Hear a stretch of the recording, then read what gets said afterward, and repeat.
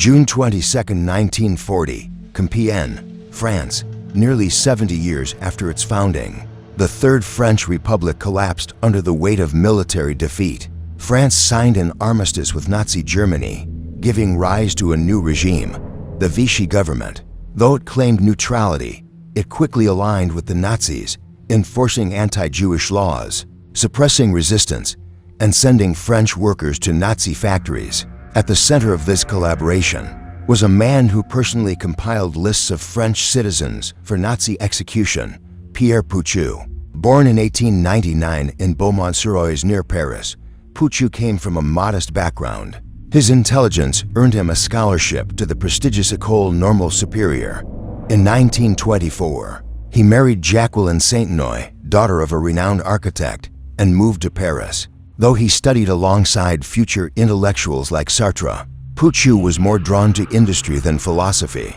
He entered the steel trade and quickly rose to lead the Cartel d'Acher, one of France's largest steel monopolies. Inspired by the efficient industries of Central Europe, Pucheu believed in scientific management over politics. As France suffered from the Great Depression, strikes and riots shook the country. Many, including Pucheu, lost faith in democracy.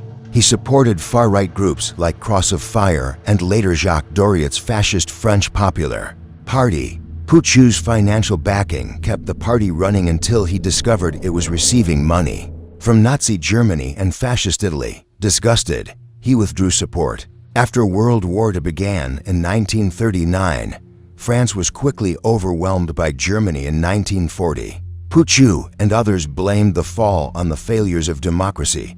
On June 22, 1940, in the same train carriage where Germany had once surrendered in 1918, France signed its own surrender. The Vichy regime was born. Marshal Pétain took control and dismantled the republic. Democratic freedoms were suspended, dissent was criminalized, and collaborators flourished.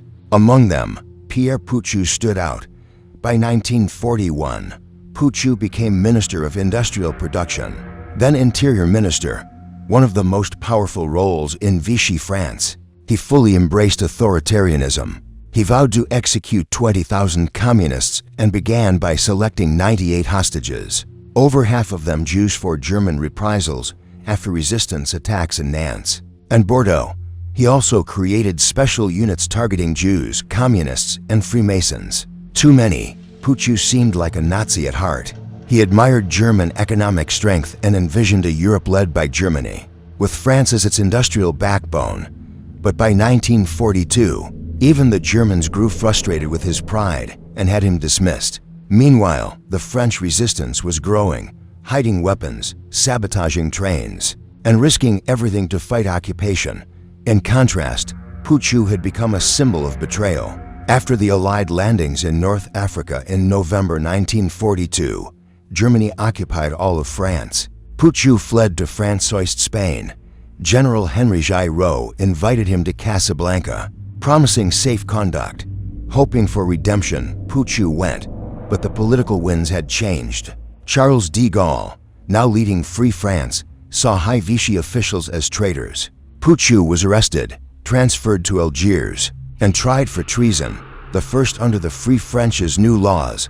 At his 1940 trial, Pucheu admitted selecting the hostages, but claimed it saved others from random execution. The court was unmoved. He was sentenced to death.